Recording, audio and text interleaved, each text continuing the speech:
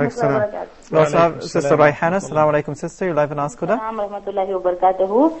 I wanted to ask a question and some request with Dr. Zakir Naik. What I wanted to tell, actually, one sister has already told before me that we need a school in Hyderabad as well as in India, everywhere. And I want to tell Dr. Zakir Naik one small request is, if he can provide a hostel also, because if we parents are staying here, if there is a hostel, we can leave our children there, you know. And one more question is that can our girls stay in hostel or not without a mahram?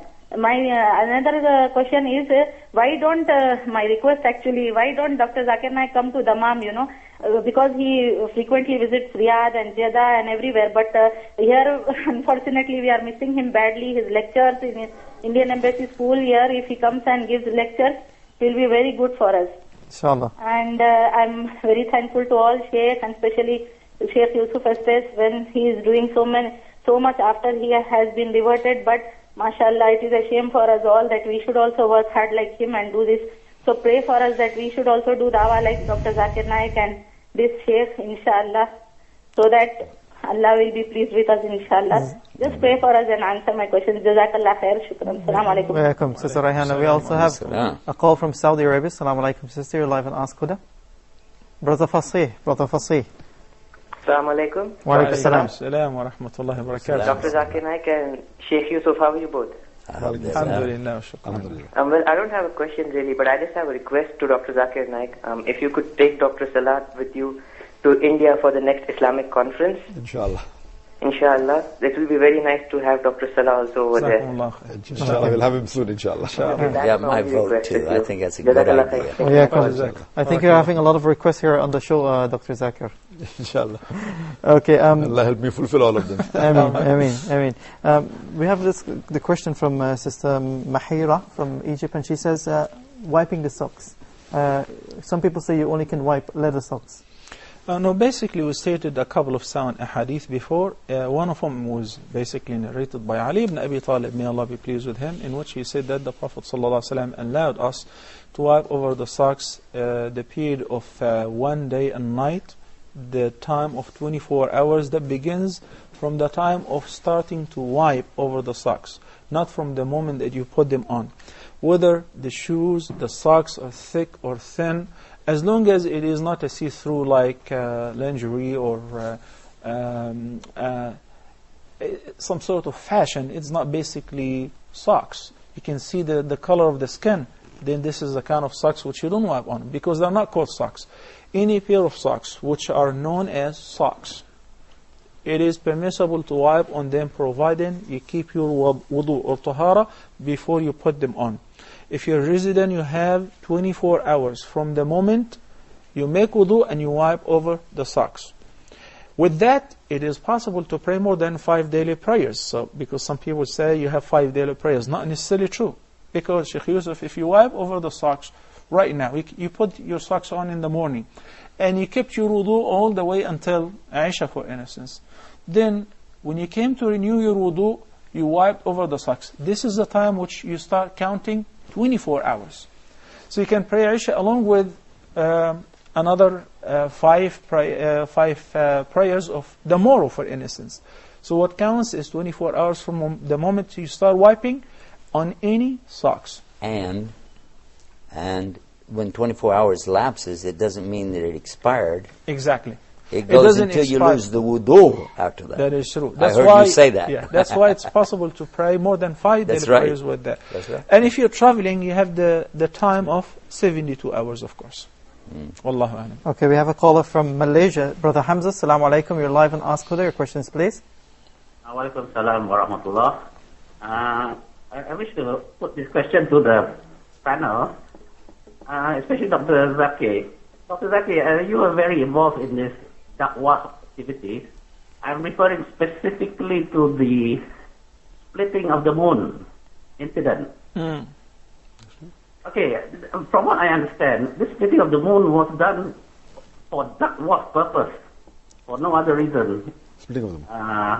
Okay. So this is what I would like to suggest to Dr. Zakir and also to Sheikh Yusuf and the whole of Huda TV. Muslims need to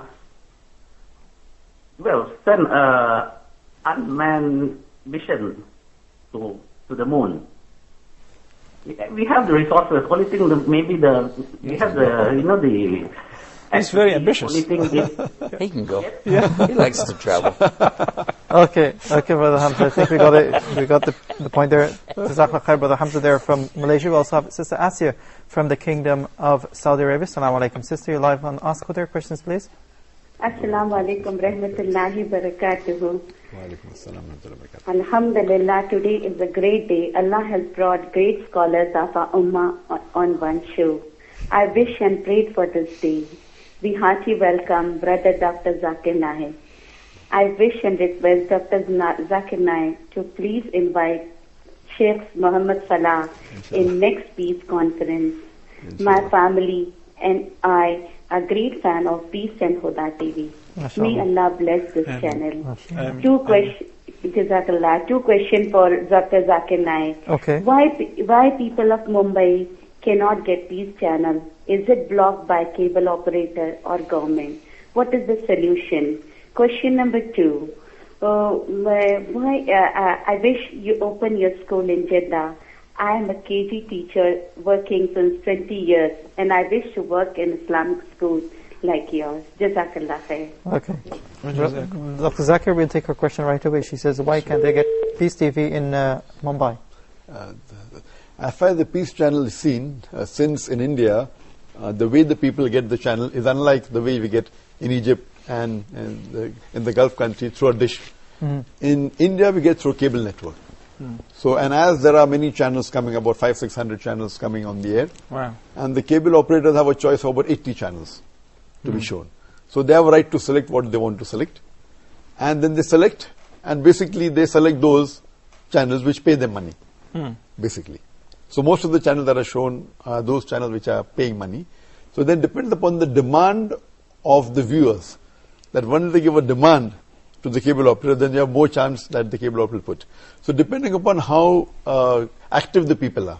What I feel, alhamdulillah, in most part of India, Peace TV is watched, alhamdulillah.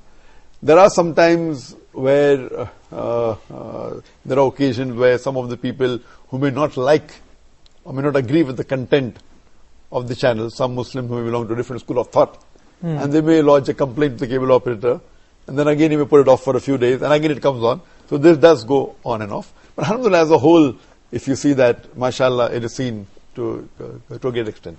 Okay. Jazakallah khair.